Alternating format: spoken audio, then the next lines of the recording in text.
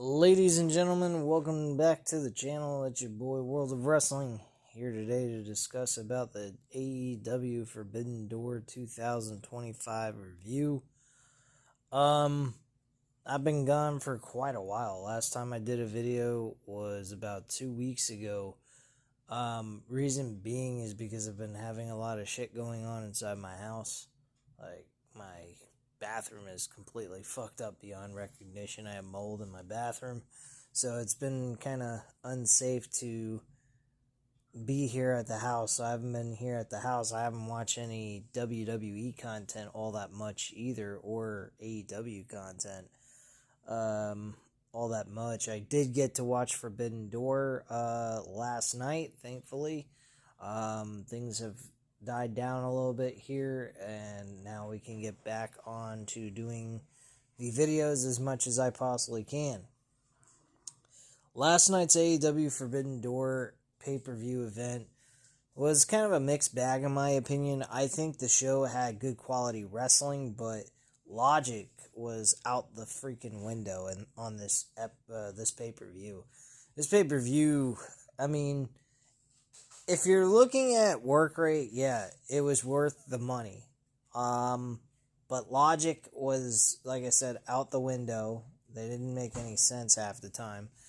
And on top of that, storyline progressions going into this event was nowhere to be found.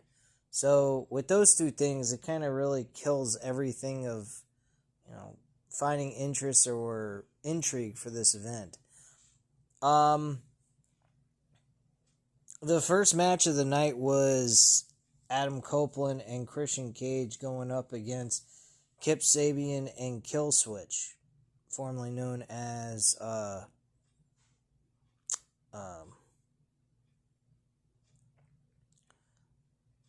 Dinosaurus, or whatever the hell his name was. Who the fuck cares?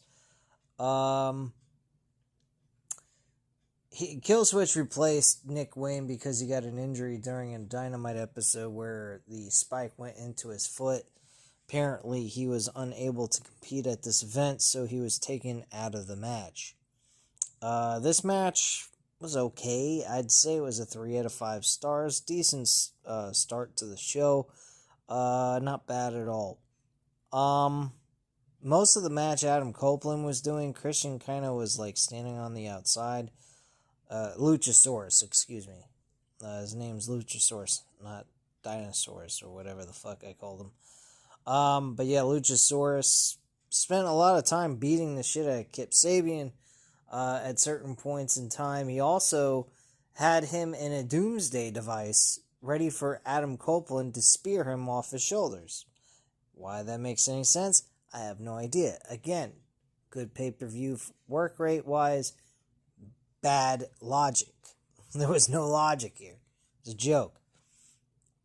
Anyway, following that, we had Kyle Fletcher going up against Hiromu Takahashi. This was a fair match. Takahashi's a good New Japan Pro wrestler.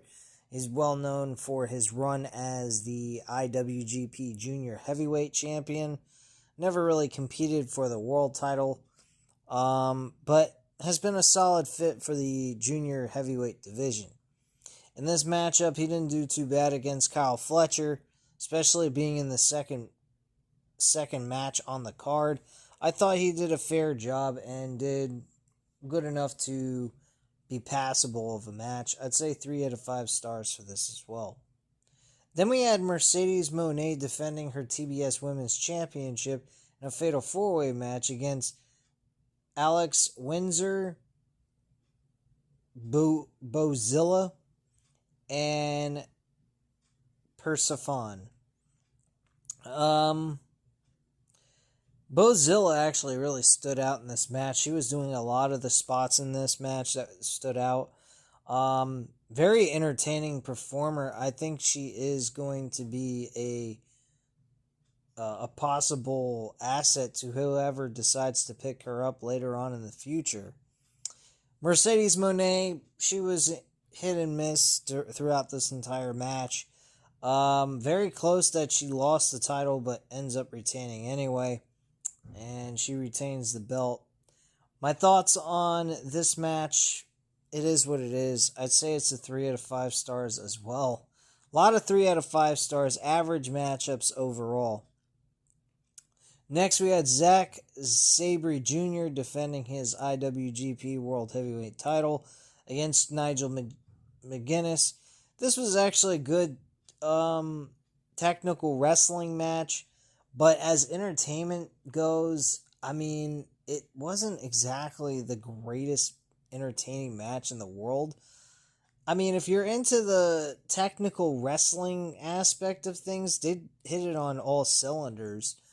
I mean, I give them a little bit of praise and say this is a 3.5 out of 5 stars. But I think I'd be a little biased. I do like Zack Sabre Jr. Yes, he has a very vanilla, bland type of wrestling style, but he is very good at what he does. I don't know. Some people like him, some people don't. But I'll say 3 out of 5 stars for this one as well. Brodito, Brody King, and Bandino went up against the Hurt Syndicate. Bobby Lashley and Shelton Benjamin and FTR also was in this match. Triple threat for the Hurt Syndicate's AEW World Tag Team titles. This made absolutely no fucking sense. This was actually one match I did not particularly care for at all. I think this match should have been given to FTR to win and build up a story between FTR and Adam Copeland and Christian Cage. And instead we're going to be doing this build up for no title at all and no storyline outside of what they did to Adam Copeland. We're not going to get that big moment at All Out whatsoever. I think this is absolute fail of an attempt. How the hell can... I mean, at the end of the day, this really kind of proves that the Hurt Syndicate are really making their own decisions on who they lose to. They didn't particularly lose this match at all. They weren't even involved in the decision of the match. The match was predetermined between the two teams.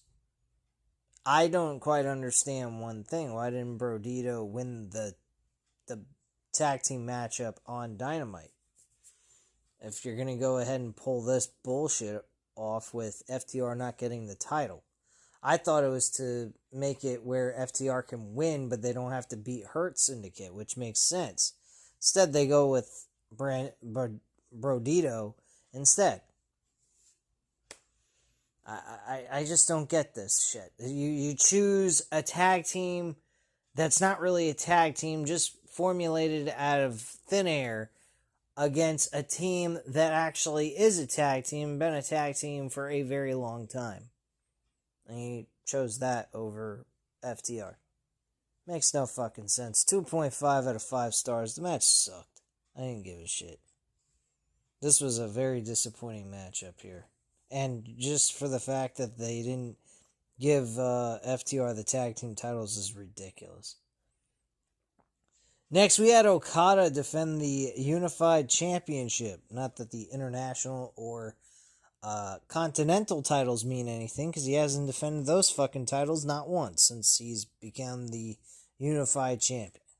So, I don't know what the fuck those titles are, except for show and tell on Don Callis. I guess Don Callis gets the rights to say he's a champion all of a sudden because he's carrying around a championship that's for Okada in the first place, but whatever. Doesn't really matter. Okada wins this matchup, and it was actually a good matchup. I give this a 4 out of 5 stars. Very entertaining work between these two guys.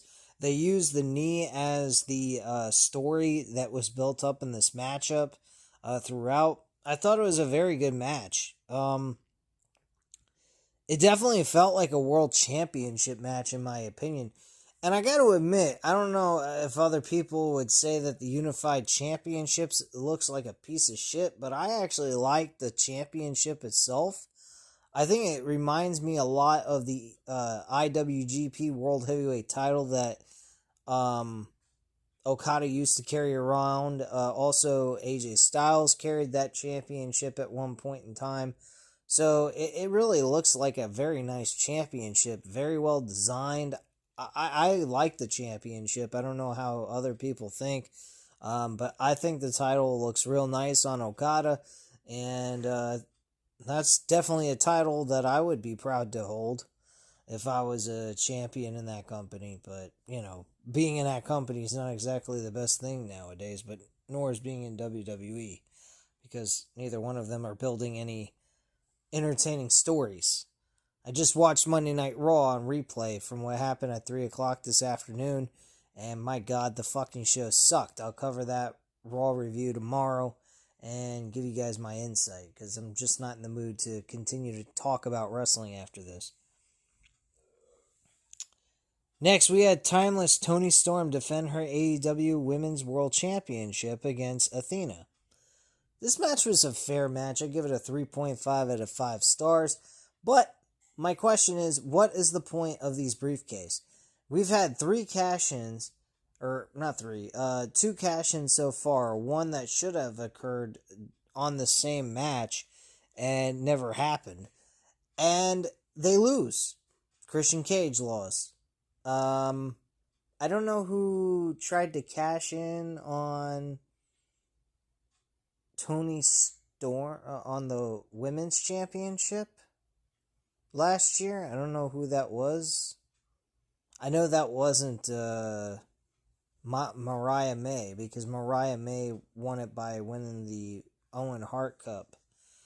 So I'm not sure about that one, but this was fairly okay action-wise, but this concept that AEW's brought to the company, a version of the Money in the Bank briefcase, is an absolute joke. And now there was a ruling implemented on this gimmick that if you win the briefcase, you have to go ahead and... Hold on one second, guys. So as I was saying, now if you win the Money in the Bank briefcase that of AEW's version, you have to go ahead and cash in, notify the champion that you're cashing in a week early that you're cashing in for their championship. This concept is absolutely fucking dumb. And I can explain why. It's real simple. And a complete utter logic gap here. Why would I want to win a briefcase so I have to inform the champion a week ahead before I'm supposed to cash it in and challenge him for the championship, so that I could have no flexibility in doing what I want to do with the briefcase, which is cashing in at any point in time?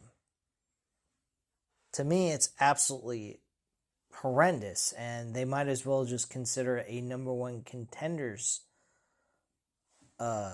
briefcase, or just have a number one contenders deal and allow them to choose when they want to challenge the champion.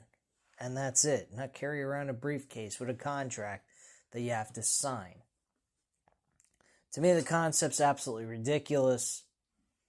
And I think they're just trying to figure out ways not to be like WWE, which is fine, but then what's the point of the cash in at any time that you want stipulation involved with this gimmick? It makes no sense to me. So my attitude's real simple. I don't particularly like this. I think the concept in AEW is dead by adding this stipulation. And quite frankly, not one person, even with the ability to cash in whenever they feel like it, has won. Not one fucking person.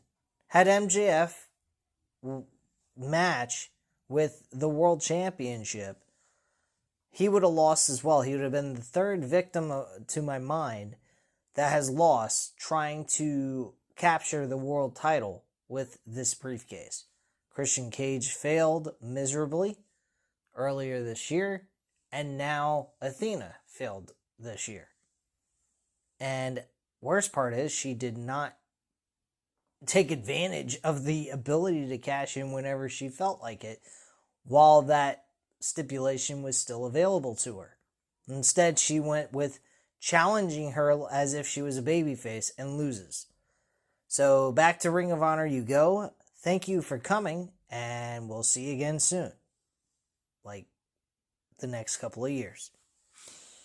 Anyway, Athena, Toni Storm, decent matchup, 3.5 out of 5 stars. The actual real main event, in my opinion, was Hangman Page defending the World Heavyweight Championship against MJF. This match was convoluted beyond recognition. First off, the stipulation was that Hangman can't get counted out nor disqualified, or otherwise he'd lose his championship. Okay, I guess that makes sense.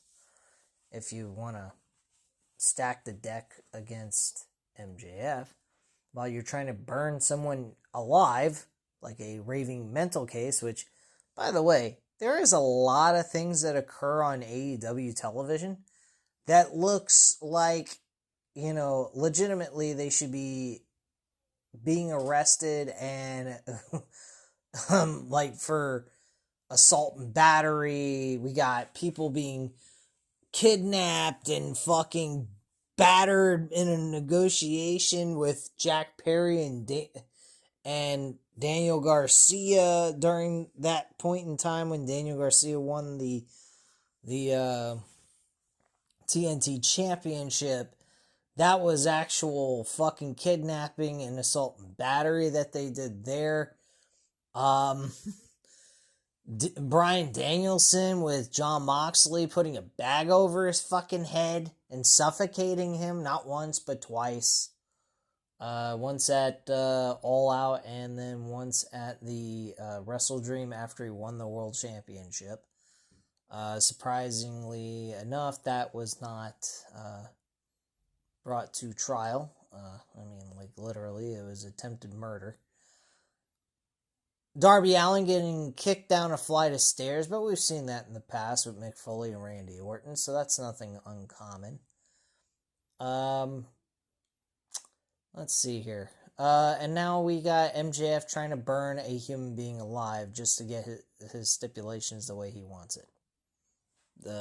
Last week on Dynamite, just before this pay-per-view. Wow. Talk about fucking insane. AEW's a criminal-filled roster. I mean, these guys are doing some criminal activity in this fucking show, and nobody's bringing it to the lawmakers. Why, I have no idea. Then we get to breaking down this match, and this match was an excellent matchup. I'm gonna give it a 4 out of 5 stars. I would give it a 4.5 or even a 5-star match, but there was logic gaps out the fucking wazoo on this match. Like, for one, disqualification changes the title. Hangman Page put MJF through a fucking table, with the Deadeye through the table. Referee did not call that. Then there was a spot where the referee went ahead and tried to purposely not see the foot on the rope after the missile DDT that MJF delivered on Hangman Page. His foot was on the rope. The referee did not see. He even had his eyes closed as he was turning his body so he couldn't see the fucking foot on the rope. And he counted to 3 and collapsed. I think MJF won the championship. And MJF saying, "Come on, ring the bell, man. Ring the bell so I'm officially the champion." No. The referee was out. He was able to count to 3, but he passed out during, after he hit the 3 count. Oh, God. Fucking insane shit. So, apparently, the whole thing was rigged. It literally was rigged for MJF not to win. We had two different situations where he should have won. Then, in the middle of this time frame of the referee being out and then waking up again, MJF did not even bother to take the foot off the rope from Hangman Page, and he's just standing there upset and frustrated. Mark Briscoe comes out. He attacks the security guards. This was like a three-ring circus. Then he notices Hangman Page's foot still on the rope, and he tries to remove it. The referee actually wakes up and says, no, I see what you're doing here. His foot was on the rope. He goes, no, it wasn't. He put it there when you were out. And he goes, no, I don't believe that BS. So the match continued. He then knocks the referee out by accident. Actually, no way. He grabs the referee. The referee and MJF hug each other, basically. So the ref can't see him low blow Hangman Page in this spot after the ref woke up. This was just absolute, action-wise was amazing, but execution of this match to get to the end, oh my God, this was absolutely horrendous. I think I'm not a wrestling aficionado. I don't notice all the botches. I'm not that great at noticing all that. Sometimes I barely even pay attention to wrestling because wrestling today has been fucking boring. I honestly, guys, have been thinking about discontinuing covering wrestling on this channel. It's been that bad. I mean, I can't even stand WWE at this point, let alone AEW. I mean, like, I sat through 2.5 hours of Raw tonight, and it sucked. It was boring, bland, vanilla as milk. It was as bland and vanilla as milk. It was as white as milk, man. It was boring as hell. I honestly don't know how much longer I can continue to cover professional wrestling. As well as watching wrestling is becoming a very, very expensive thing to do. And I don't know if you guys know this, but I don't get paid by YouTube to cover professional wrestling. I make my money off of betting on professional wrestling and UFC. That's what I bet on a consistent basis. And that's what I'm going to be betting on this coming Sunday at Clash in Paris. More than likely, I'm going to be betting on Roman Reigns to beat Bronson Reed, because I highly doubt Bronson Reed is going to walk away victorious, beating Roman Reigns. I just don't see that happening after everything that Bronson Reed has done to Roman Reigns. So, I got Roman Reigns to win that match. There's not a lot to win there. I haven't gotten the odds yet on BetOnline, but my bookie has odds on it. It's a minus 650 for Roman Reigns. He's very likely going to win that match, I think. So I got dibs on him to win. Throwing like $70 down will win me a little over $10, which isn't terrible, especially in pro wrestling when it's predetermined anyway. I just hope I don't lose, because I am forking out a lot of money just to win the 10. But quite frankly, guys, this match was just fucking unbelievably ridiculous. He then hits him with the Money in the Bank contract, the AEW World Title contract, and that doesn't work. Hangman Page ends up getting a hold of the contract without being seen hitting MJF with the contract of the skull, connecting with the Deadeye, and then connecting with the Buckshot Lariat to get the 1, 2, 3. And that's how the match ended. Fun, entertaining matchup, but logic gaps out the fucking wazoo, over convoluted, and my goodness, MJF was rigged in this match beyond belief to guarantee that he could never win that world title. I can't wait when MJF leaves this company. I mean, there's not a whole lot going on the other side of things with WWE creatively, but he's being made to look like a fucking imbecile, honestly. I'm not really liking MJF right now, the way they're booking him. I think it's trash.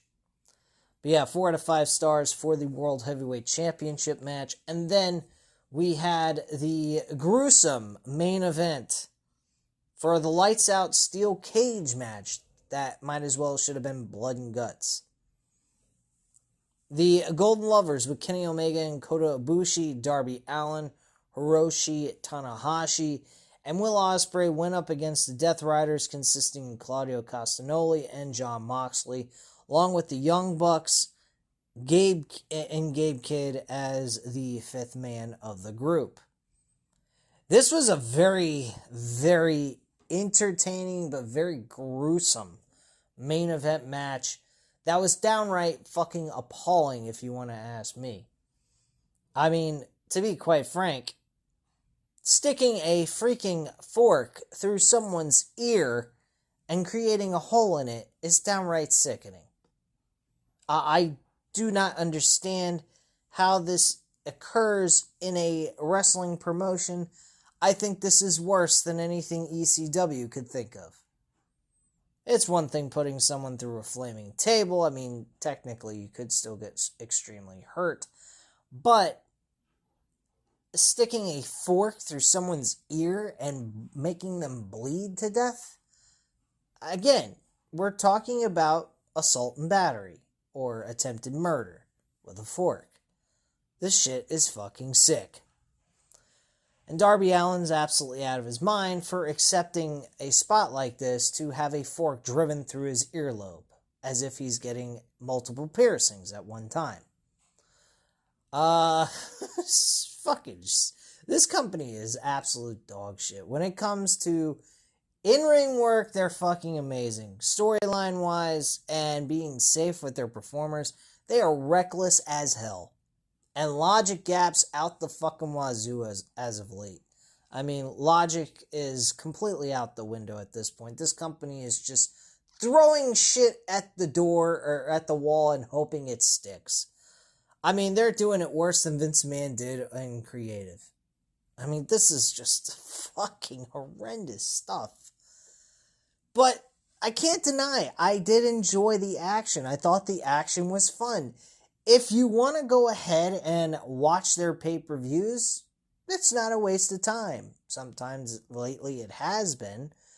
But most of the time their pay-per-views are still, are still entertaining and enjoyable to watch. It's just the build-up towards it is absolutely fucking boring. And to be quite frank, does not interest me whatsoever. But I still cover it on this channel because I'm getting views, I'm getting subscribers and whatnot. So I'm going to continue to do this whether I like it or not. Unless I can't afford it. And if I can't afford it, well, I might consider not covering whatever promotion is forcing me to have to pay outrageous amounts of money. WWE is on the verge of doing that. I really cannot keep up with all this money spending. I got a ton of expenses I got to keep up with owning a house and everything and repairs, and I just can't afford to pay for all this unnecessary content that is doing me nothing in the long run. I'm not getting paid to watch this shit from YouTube. I don't have enough subscribers or viewers to have that kind of luxury so that I can turn this into an actual job. So my attitude's real simple. If I'm not getting paid to watch this shit, I'm not going to go out of my way to go broke to watch it. It's just that simple. Cost effective wise, it's not smart. I mean, I quite frankly think that what WWE is doing to its fans is absolutely ridiculous, and it's lame as hell. It's just them being money grubby pigs and not caring about the regular guy. The people cannot afford all this shit.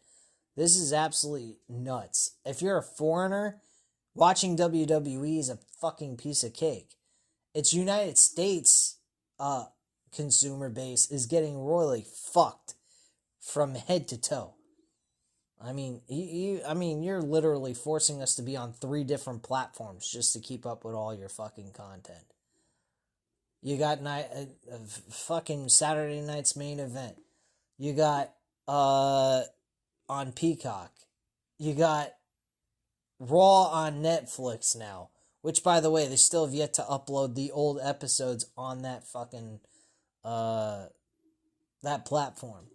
So you literally cannot watch any of the old content that you used to enjoy watching. You're only stuck with the current day content shit. So personally, in my opinion, I don't give a rat's ass about that shit right now. Because I'm not even up to that point. The pay-per-view events from back in the day, can't watch them on Peacock anymore. They're all going to get moved over to the ESPN direct-to-customer app. And the old stuff that you used to like watching from ECW and WCW are still going to remain on Peacock. So you have to have all 3 subscriptions. So you're paying for all 3 subscriptions so that you can have all the WWE network content they used to have on one platform. Talk about getting ripped off beyond recognition. It's a fucking rip beyond belief. And that's why I don't know if I'm going to be able to cover WWE anymore. And AEW is not helping their cause by having week-to-week shows that are absolutely fucking boring. So I'll keep you guys posted on my opinion, on my direction with this channel and where I'm going to go with it. But for right now, everything as is. The main event, though, it was fun to a certain extent, pretty gruesome at the same time. Darby Allin had another spot on this match that was absolutely fucking sick. They were on the top of the steel cage. Gabe Kidd and Darby Allin. They had multiple tables set up on the outside of the ring. I believe it was about 5 tables. 2 on the bottom. Or maybe, 3 on the bottom and then 2 on the top. And they were at the top of the cage and they did a German suplex off the top of that steel cage. I literally jumped out of my seat and almost had a heart attack seeing what these 2 men did to themselves in this spot. This was absolutely fucking sick. One of them could have broke their neck, killed themselves, broke a spine. Who the hell knows? These guys are out of their fucking minds. They make ECW look like child's play. I mean, ECW used to be known for extreme wrestling. This shit's beyond extreme. This is like fucking death to the max. I mean, I don't know if I could even... I wouldn't want to do this type of wrestling style. This wrestling style is sick, depraved. You gotta be one sick fucker to want to do this kind of shit and enjoy being in pain all the time. And why you would want to be in pain all the time, I have no idea, outside of you need to get your mind checked. But that's just my viewpoint on that. Will Ospreay's team did win this matchup. They pinned, I believe, Jon Moxley. I believe Jon Moxley was the guy pinned. Or it might have been Cesaro. I think it was Cesaro or Moxley that was pinned in this match. But that's not even the point here or there. After the match was over, it looked like they were just celebrating in the middle of the ring. And Will Ospreay was just waving goodbye to the crowd since that was his home crowd. And then he was brutally attacked by the Death Riders. They basically attacked his neck several times with the chair, causing him to look like he's officially done in AEW for quite a while now, and wrote him off television. in a sense. I'm assuming this is to push further with the all-out match between Jon Moxley and Darby Allin to get revenge on what he did to Will Ospreay. Okay, I guess that makes a little sense. Not to mention getting a fork through your fucking ear and not getting any kind of revenge out of that, even if they didn't attack Will Ospreay, is more than enough reason to book this match for All Out. But yeah, the match itself, I'd give it a 4. Yeah, 4 out of 5 stars, pretty much. It was a fun match, but damn, these guys are fucking sick to do this kind of stuff to each other, but it is what it is. But that's my viewpoint on AEW Forbidden Door 2025 review. Let me know what you guys thought about this event in the comment section below. I'll definitely get back to you on that. If you're not already subscribed to the channel, by all means, go ahead and subscribe. And go ahead and hit the like button if you enjoyed this video. I greatly appreciate it. It helps out the channel. It helps out the video. And I thank you guys very much for watching. And have a great night, guys. Bye.